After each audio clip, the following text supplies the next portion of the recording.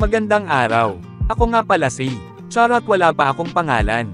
Comment down below kung ano magandang pangalan para sa akin. Ako ay nandito para magbigay kaalaman sa aming produkto. Ang gamit namin na base para sa coffee-based drink ay cold drip. Ano ang pinagkaiba ng cold brew at cold drip?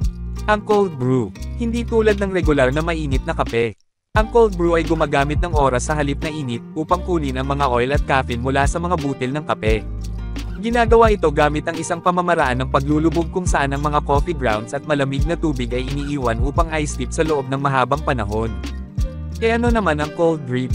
Habang ang cold brew coffee ay isang paglulubog ng kape at malamig na tubig, ang cold drip ay ganap na naghihiwalay sa malamig na tubig mula sa mga coffee grounds. Ang pamamaraan ay nangangailangan ng isang malamig na drip apparatus o drip tower. Ito ay binubuo ng 3 vessel na dahan-daang tumutulo sa coffee grounds. Ang giniling na kape ay sumisipsip ng bawat pagpatak ng tubig, na pagkatapos ay bumababa sa pinakailalim na vessel ng drip tower. Ang cold brew sa madaling salita ay mas magaan sa cold drip na kape.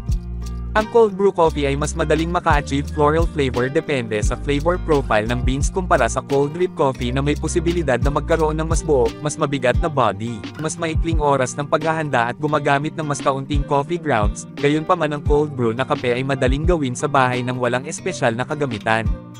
Yun lang, maraming salamat.